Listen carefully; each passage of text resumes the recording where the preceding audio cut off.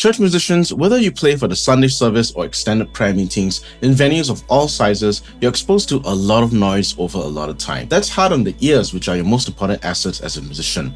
The more intensely the ears are exposed to loud music or noise, the more wear and tear accumulates and the sooner damage can occur. This can lead to noise-induced hearing loss arising from permanent damage to auditory cells and nerves, hearing disorders such as tinnitus, the constant ringing, hissing or other sounds in the ears, and hyperacusis, and abnormal sensitivity to loud sounds. I'm going to get a little controversial here, but everyone needs to know that all types of music can damage hearing, not just rock music. Orchestra musicians seated by the brass section can have hearing damage, while violinists may experience it in the ear closest to the instrument. All music, if played too loud, can and will damage hearing regardless of the genre. In fact, medically speaking, being a musician can have an effect of speeding up our ears' aging process because we're giving our ears large doses of sound without much time to recover. I say we should be slowing down that process as much as possible, and so here are my 2 strategies to prevent hearing damage. Number 1, cultivate lower volume practices. If you're in the church of in-ear monitors, you might have been told to buy IEM earbuds that form such a tight seal over your ears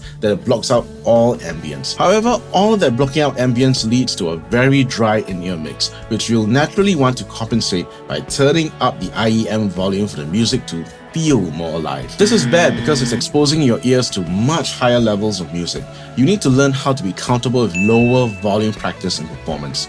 There are ways to do this, which I discussed in a previous video that you can check out on how I keep my in-ear mix volume low and tolerable. But for other musicians who have traditional wedge monitors, onstage amplification, or still practice music in jam studios which are small spaces, here's where I recommend ear protection to lower the exposure volume, which is where today's video sponsor comes in.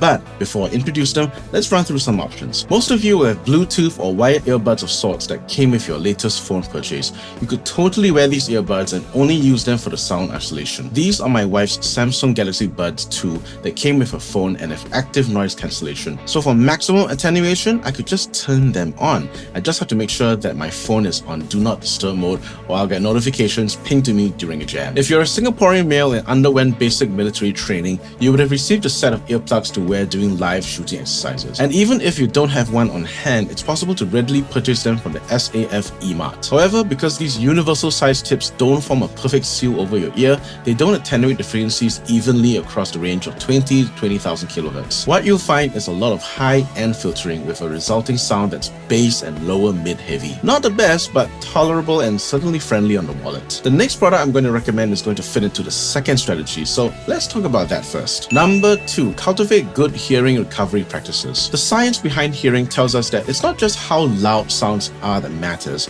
but the length of time that you're exposed to the loud sounds. So for us musicians, after a long exposure session, whether practicing, tracking, mixing, or jamming, it's best to limit the amount of noise you have for the rest of the day so you don't overdo it and cause damage. This practically means lowering the ambient sound levels of your other everyday activities to give your ears a decent break. Make sure you're not listening to loud music in the car or at home after a loud practice session. And this is where today's sponsor comes in. Enter the ArrowZoom noise cancelling earplugs. They're very small, highly portable, and easily wearable earplugs. Putting them in is easy. Insert and lightly twist until the loop part of the earplug doesn't protrude from your ear. As an aesthetic touch, you can select a range of colors to suit your personal style. I tried using these for a casual walk around the estate after an intense practice session where I didn't need to be hyper aware of traffic, and the blurb about a portable sanctuary is true.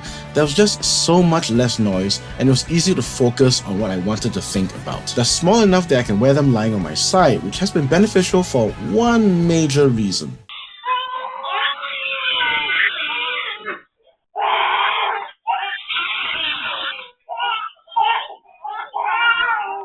You think I'm joking, but my kids are in that infant toddler phase and their cries can reach 96 decibels.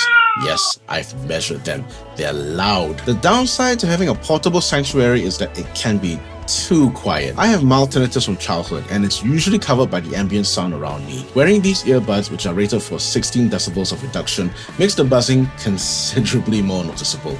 So fair warning, if you have tinnitus like I do, this may not be a good idea. Check out ArrowZoom socials for promotions and updates, and don't forget to use my promo code AZJC for a 10% discount store-wide. So check out their entire range of products, including those for soundproofing and acoustic treatment. In sum, you should be protecting your hearing to the best of your ability, as it's your greatest asset. I recommend lowering the volume of your practice session, using hearing protection devices for noise reduction where necessary, and give your ears a good break by spending time in a state of lowered ambient sound using earbuds like from ArrowZoom. If you found value in this video, please like, subscribe, hit the bell icon, and check out this video where I talk about low volume in-ear monitoring practices that will help preserve your hearing in the long run. I'll see you there.